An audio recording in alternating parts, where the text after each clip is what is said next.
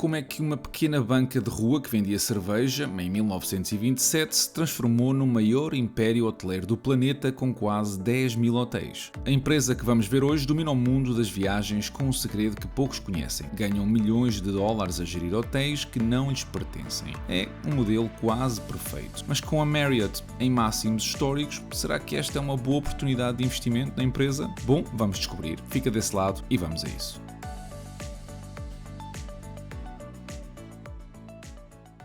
A história da Marriott International começa muito antes de existirem suítes de luxo, programas de fidelidade ou títulos cotados no Nasdaq. Há quase 100 anos, em 1927, J. Willard Marriott abriu uma pequena esplanada em Washington onde vendia a cerveja de raiz, a chamada Root Beer. Era um negócio muito modesto, mas a ambição por detrás do mesmo apontava já a outros voos. Ao longo das décadas seguintes, a família Marriott foi construindo uma presença crescente no setor da restauração, através, por exemplo, de empresas de catering para aviões e mais tarde de hotelaria, com o primeiro hotel a abrir portas em 1957. Mas o verdadeiro impulso no negócio chegaria décadas depois, quando a empresa passou de uma operadora regional a um nome verdadeiramente global. A fusão com a Starwood Hotels and Resorts, concluída em 2016, foi o catalisador definitivo. Num só movimento, a Marriott absorveu marcas icónicas como o Sheraton, o Westin, o W Hotels e o St. Regis, tornando-se o maior operador hoteleiro do mundo por número de quartos. Foi também desta operação que nasceu um dos capítulos mais dolorosos da empresa, o incidente de segurança de dados em 2018, descoberto já sobre a gestão da Marriott, que expôs a informação da base de reservas herdada da Starwood e que ainda hoje gera litígios. Foram dados de mais de 500 milhões de hóspedes que circularam pela internet e esse episódio funciona ainda hoje como um lembrete de que crescer rapidamente também pode significar herdar riscos que não se escolheram. Hoje, a Marriott opera um sistema com mais de 9.900 propriedades e quase 1.800.000 quartos, distribuídos por 146 países. O pipeline, ou seja, as propriedades em desenvolvimento prontas para entrar no sistema, são atualmente 4.100 unidades e perto de 600.000 quartos adicionais. E para compreender a Marriott como investimento, é preciso desmontar aqui um equívoco muito comum. A empresa não é, no essencial, uma proprietária de hotéis. É antes uma gestora e licenciadora de marcas. Este modelo, a que chamamos Asset Light, é o coração de toda a lógica financeira da empresa e um dos seus maiores trunfos estruturais. O funcionamento esse é simples e elegante. Os proprietários dos imóveis, sejam fundos de investimento, grupos privados ou investidores individuais, assumem os custos de construção, manutenção e operação dos hotéis. Já a Marriott entra como parceira de marca e de gestão, cobrando em troca taxas regulares. Nas suas formas mais comuns, essas taxas oscilam entre 4% a 7% das receitas de alojamento, acrescidas de uma componente adicional sobre comidas e bebidas em determinadas marcas. Em propriedades geridas diretamente, existe ainda uma taxa de gestão de base calculada sobre as receitas do hotel e uma taxa de incentivo indexada à rentabilidade. Em 2025, as receitas brutas das taxas totalizaram 5,4 mil milhões de dólares, um crescimento de 5% face ao ano anterior. No total de 9.900 propriedades no sistema, apenas 51 são propriedades diretamente detidas ou arrendadas pela Marriott, menos de 1% do total. As restantes 7.700 operam sobre acordos de franchising, licenciamento ou arranjos similares e mais de 1.900 são geridos pela empresa ou abrigos de contratos de gestão. Esta estrutura significa que a Marriott gera receitas praticamente sem necessidade de mobilizar capital para a construção ou detenção de imóveis, o que depois se traduz em margens mais elevadas, retornos sobre o capital investido muito atrativos e uma resiliência superior em períodos de crise. Mas o negócio não se fica por aqui. O ecossistema Marriott Bonvoy é o segundo pilar da estrutura. Este programa de fidelização é mais do que uma ferramenta de marketing, é um motor de receita por si só. Em 2025, aproximadamente 75% das dormidas nos hotéis da Marriott nos Estados Unidos e Canadá foram gerados por membros do programa, assim como cerca de 68% das dormidas a nível global. O Bonvoy está ainda associado a acordos de cartões de crédito com marcas próprias em 11 países, incluindo os Estados Unidos, onde a JP Morgan Chase e a American Express são os parceiros mais conhecidos. Estes acordos geram receitas fixas e variáveis que contribuem de forma significativa para o financiamento do próprio programa de fidelização e as receitas de franchising cresceram a 7% no ano passado, impulsionadas principalmente pelo crescimento das taxas associadas a estes cartões de crédito. Como empresa, a Marriott atua na indústria hoteleira, que intuitivamente sabemos que é global e cíclica por natureza, sensível a choques económicos, geopolíticos e sanitários, mas com uma tendência de longo prazo que favorece sempre o crescimento. A pandemia demonstrou de forma brutal o quanto o setor pode contrair num curto espaço de tempo, mas demonstrou igualmente a velocidade com que se recupera quando as condições normalizam. E o gráfico da evolução da receita da Marriott, que eu vos estou a mostrar na última década, é um atestado disso mesmo. Em 2025, o RevPAR global da empresa, um indicador que combina a taxa de ocupação e o preço médio por quarto e, digamos, é a principal métrica de desempenho do setor, cresceu 2% face a 2024, impulsionado sobretudo pelo aumento da tarifa média diária. Este crescimento mais moderado nos Estados Unidos contrasta com uma aceleração mais expressiva nos mercados internacionais, onde o Médio Oriente e a África registram crescimentos de 10,4%, a Ásia, excluindo aqui a China, cresceu 8,4%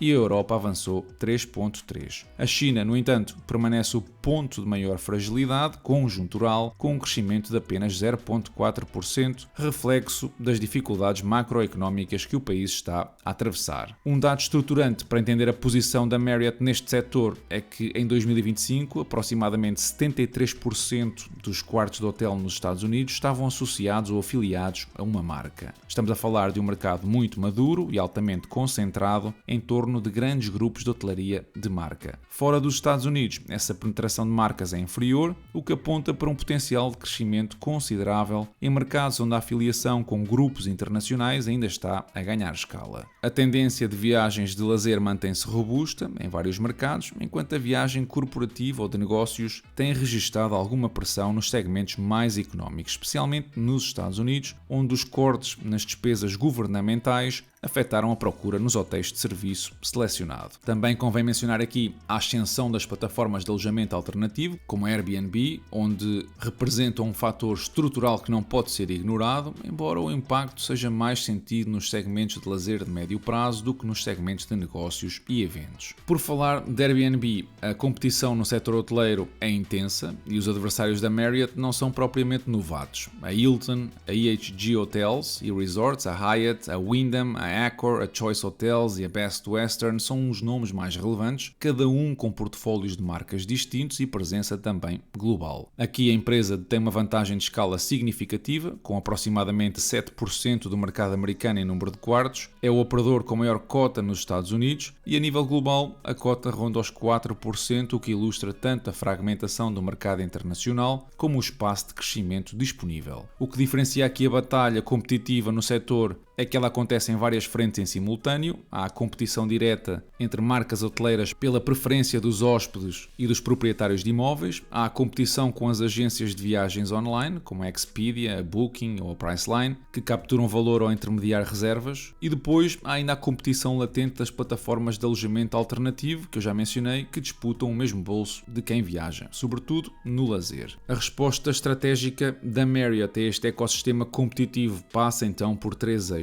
Investir na experiência direta, o site Marriott.com e a aplicação Marriott Bonvoy como canais preferenciais, fortalecer precisamente o programa de fidelização como um escudo contra a intermediação e ampliar o portfólio de marcas para cobrir todos os segmentos de preço e estilo de viagem. Com 30 ou mais marcas distribuídas entre os segmentos de luxo, premium, select e mid-scale, a Marriott consegue capturar hóspedes em diferentes momentos das suas vidas, desde o jovem profissional que escolhe um Moxy ou um Aloft, até o executivo mais sénior que prefere um Ritz-Carlton ou um St. Regis. Falando de geografia com operações em 146 países, a empresa não depende de nenhum mercado em particular para sustentar o crescimento, mas também está exposta a uma variedade enorme de condicionantes políticas, económicas e cambiais. Os Estados Unidos e o Canadá continuam a ser de longe a âncora do negócio. A região conta com mais de 6 mil propriedades e mais de 1 milhão de quartos, ou seja, 60% do total global, e gerou receitas líquidas de quase 3 mil milhões de dólares no ano passado. A Europa, o Médio Oriente e a África é o segundo segmento mais relevante, com mais de 1.300 propriedades e receitas líquidas acima de 600 milhões de dólares. um crescimento de 8% face ao ano anterior, e aqui, como eu já vos disse, a Europa destaca-se pelo crescimento do RevPAR de 3%, enquanto o Médio Oriente continua a ser a região de mais rápido crescimento em termos de desempenho hoteleiro. A expansão da Marriott nessa região, em particular, é uma aposta bem colocada, dado que o investimento maciço que países como os Emirados Árabes Unidos, a Arábia Saudita e o Qatar têm realizado e pretendem realizar em infraestruturas turísticas. A China, essa representa um caso à parte. Com 684 propriedades e quase 200 mil quartos, é um mercado de enorme dimensão potencial, mas cujo desempenho recente tem desiludido. O RevPAR praticamente não cresce, reflexo da fragilidade da economia chinesa, e o lucro da Grande China caiu marginalmente para 185 milhões de dólares. A Marriott, é verdade, está a crescer estruturalmente neste mercado, mas os retornos a curto prazo ainda são muito incertos. Já a região Ásia-Pacífico, excluindo a China, é a região com maior dinamismo, com um crescimento de 8,4% no RevPAR e 17% no número de propriedades. Falando em números, temos que olhar também para a saúde financeira, e em vários aspectos esta é uma empresa exemplar para quem quer investir no longo prazo. Noutros, a coisa já é um bocadinho mais complicada. Em 2025, a empresa reportou receitas totais de 26 mil milhões de dólares, um crescimento de 4% face a 2024. Contudo, é importante perceber que a maioria destas receitas, perto de 19 mil milhões, correspondem a reembolsos de custos que a Marriott recebe dos proprietários dos hotéis e que repassa integralmente. São receitas de trânsito que não contribuem materialmente para a margem. As receitas verdadeiramente significativas do ponto de vista de geração de valor são as receitas líquidas de taxas, que totalizaram 5,3 mil milhões de dólares. O lucro operacional chegou aos 4 mil milhões e o resultado líquido foi de 2,6, com os lucros por ação a serem de 9 dólares e meio. Comparativamente com o ano anterior, o crescimento é de cerca de 14%, ainda que beneficie parcialmente da redução do número de ações em circulação devido aos buybacks. Este crescimento é consistente com o ritmo anual da última década, onde os lucros por ação cresceram também à volta dos 14%. A geração de caixa operacional foi sólida, 3,2 mil milhões de dólares, um crescimento de 400 milhões face ao ano anterior, e parte destes 400 milhões são o reflexo de uma saída extraordinária de caixa em 2024. Ainda assim, a capacidade da Marriott de converter resultados em dinheiro real é uma característica muito positiva do modelo Asset Light de que vos falei anteriormente. O CAPEX representa 600 milhões, nada de muito preocupante, apesar de este ano a empresa prever um volume de investimentos entre os 1.000 e os 1.100 milhões de dólares, incluindo despesas com a transformação tecnológica dos sistemas de reservas, gestão de propriedade e de fidelidade. Um projeto plurianual que a empresa espera que seja largamente reembolsado pelos hotéis ao longo do tempo, e isto deve fazer moça nos fluxos de caixa livres que, como podem ver pela imagem, têm crescido a 7% ao ano. A alocação de capital destes fluxos de caixa para os acionistas é uma prioridade da empresa, quer recomprando ações, que representa ali cerca de 1% ao ano, quer com dividendos, que não anda muito longe desse valor. Ainda assim, tem um payout muito modesto e tem tudo para continuar a crescer a mais de 6% ao ano.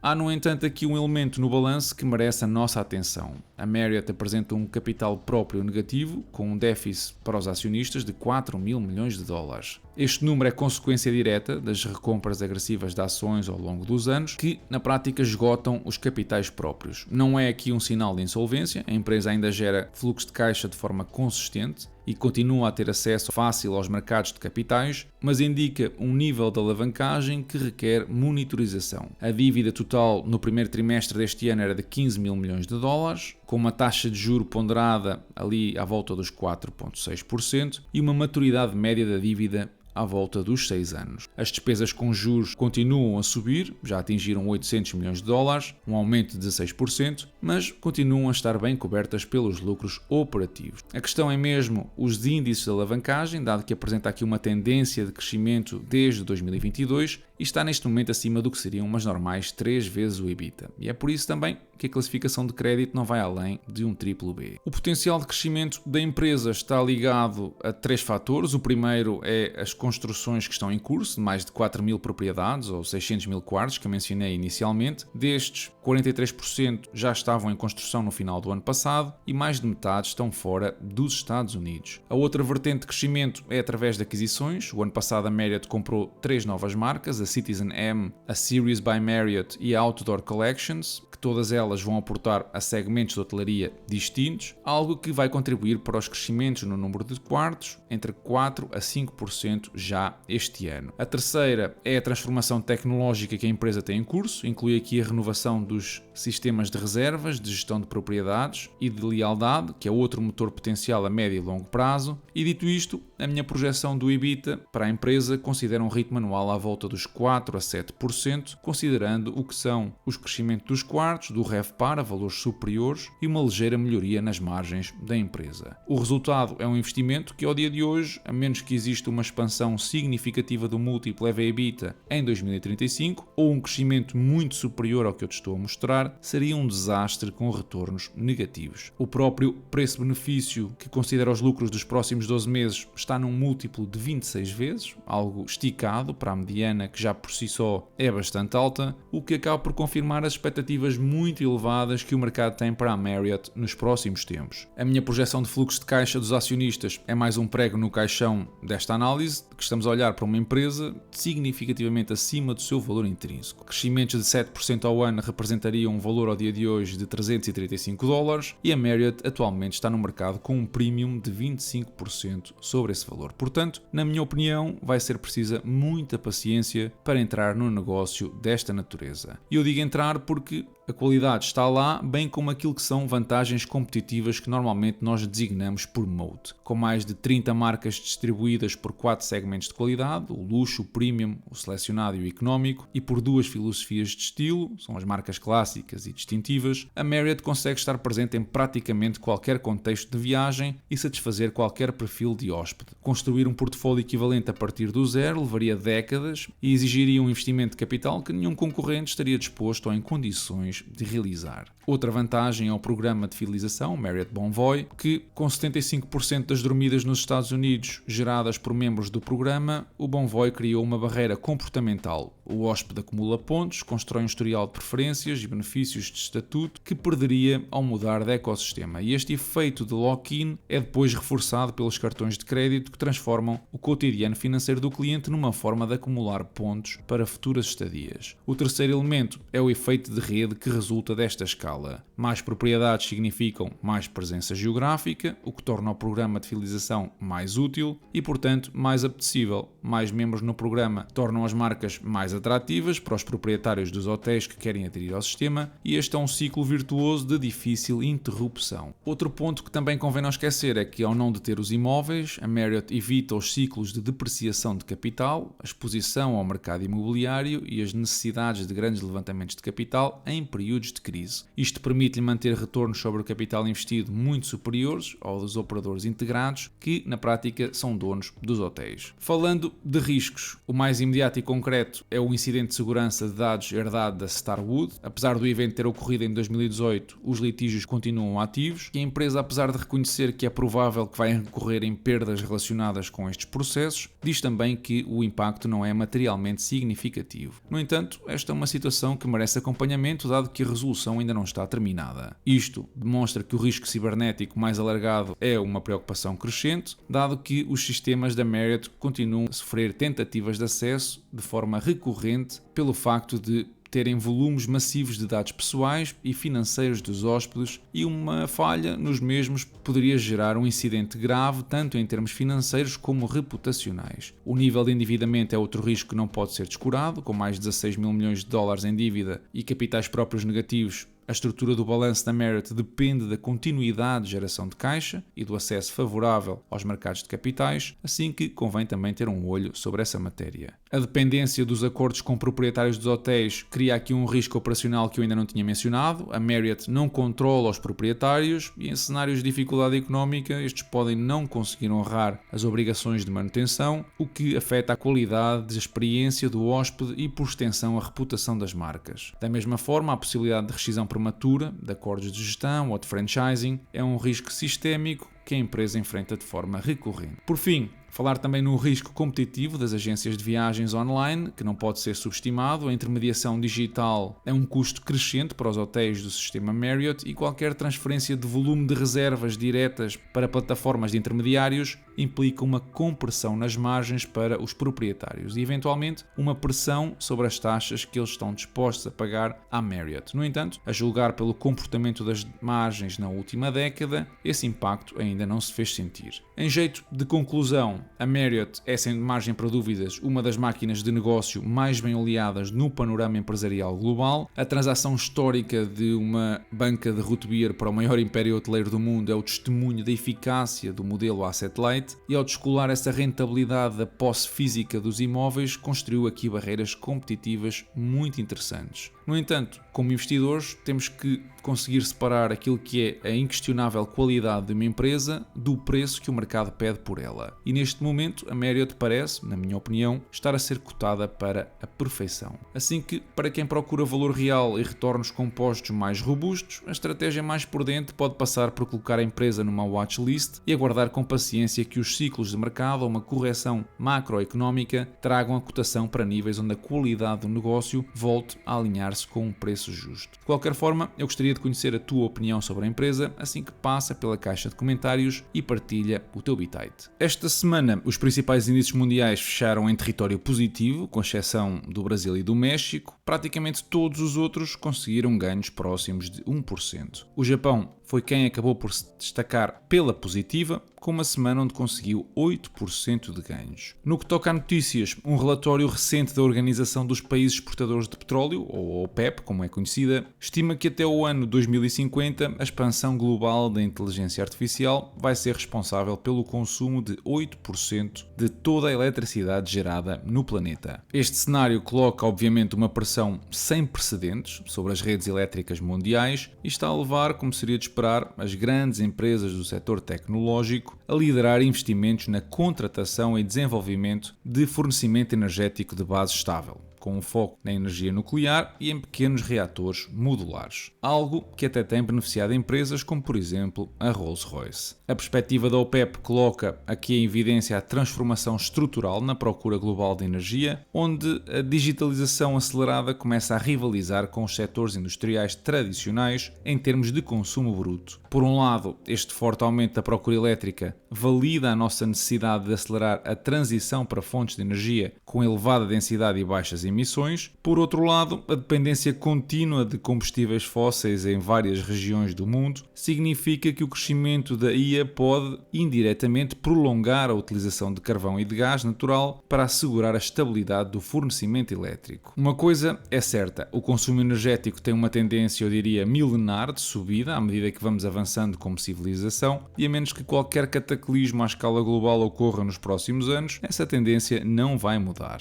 O que mudou foi o presidente da Fed e o novo presidente da mesma, Kevin Warsh, presidiu a primeira reunião durante esta semana, mantendo as taxas de juro inalteradas. Apesar de manter as taxas de referência, as atenções do mercado estiveram mais na postura comunicacional deste novo líder, que assume o cargo no momento de divisão interna na instituição. Esta divisão está ligada a uma inflação persistente na casa dos quase 4% e pressões de cariz político para o alívio da política monetária. No discurso, o presidente da Fed acabou por adotar um tom muito mais restritivo do que se esperava, sinalizando que a Fed vai estar vigilante ao que são os riscos inflacionistas. E isto acabou por gerar alguma volatilidade nos mercados de capitais. Kevin Warsh é conhecido historicamente pelas posições críticas em relação ao programa de recompra de ativos em larga escala, o QE, ou Quantitative Easing, e a mecanismos tradicionais da projeção do Banco Central. Vai aqui enfrentar um desafio de estabilizar as expectativas dos agentes económicos sem ceder a pressões externas. E a decisão de endurecer o discurso na estreia indica ou deixa antever uma prioridade na ancoragem das expectativas da inflação, com a intenção de demonstrar ao mercado que a Fed está disposta a manter as condições de financiamento restritivas pelo tempo que for necessário. Ora, juros mais altos não combinam bem com bull markets. Por cá, Portugal registrou uma descida de 3 lugares no ranking mundial da competitividade, elaborado pelo IMD, ocupando agora a 40ª posição entre as 70 economias avaliadas. Este estudo anual analisa a atratividade e a eficiência económica com base em dados estatísticos e inquéritos executivos e indica que o nosso país registrou retrocessos em 3 das 4 grandes dimensões: a eficiência governativa, a eficiência empresarial e infraestruturas. A única componente que contrariou esta tendência de descida foi o desempenho económico. Embora os progressos pontuais nesta área e na política fiscal não tenham sido suficientes para travar a perda de posição relativa no ranking que é liderado por Singapura. A deterioração nos indicadores de eficiência governativa e empresarial sugere aqui que os entraves burocráticos, os custos de contexto e as dificuldades na modernização dos modelos de gestão continuam a penalizar a competitividade das empresas em Portugal e a afetar a atração de investimento direto estrangeiro. Por outro lado, os progressos registados no desempenho económico e a estabilidade orçamental constituem bases sólidas que permitem colher frutos a médio prazo, o que significa que as flutuações em rankings internacionais dependem também do ritmo de reforma mais acelerado que foi adotado por outras economias emergentes. Ou seja, na prática não é que nós em Portugal estejamos a cair por estar muito pior, estamos estagnados e os outros estão a passar-nos à frente sem grandes dificuldades. No que toca ao portfólio, fechou a semana nos 118 mil dólares, com mais de 100 dólares em dividendos recebidos este mês, uma métrica que, aliás, é recorrente todos os meses e na prática significa que o portfólio já consegue pagar sozinho coisas como a água, a luz ou o gás. E por hoje ficamos por aqui. Ajuda o canal deixando o teu like. Se quiseres conhecer análises exclusivas a outras empresas que eu não publico no YouTube ou ter acesso ao meu portfólio em tempo real, então passa pelo Patreon e pondera subscrever. Tens uma comunidade de centenas de pessoas a trocar ideias todos os dias e prontas a integrar-te. Da minha parte, eu desejo-te uma excelente semana e bons investimentos.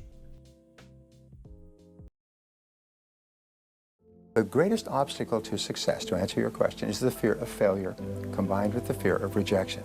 The fear of failure is, what if I lose my time, lose my money? The fear of rejection is, what if I make a mistake and somebody disapproves of me? We are obsessed with the opinions of others, and we're obsessed with failure.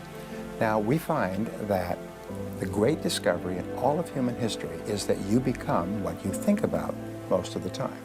Top people think about their goals all the time, and surprise, surprise, they create wonderful lives for themselves. Average people think about television and sports and socializing, and surprise, surprise, that's what they're doing 10 or 20 years later. You also become what you say to yourself. So you can have an enormous impact on your emotions of confidence and courage and confidence by speaking to yourself in a positive way. And the magic words discovered in psychology are the words, I can do it.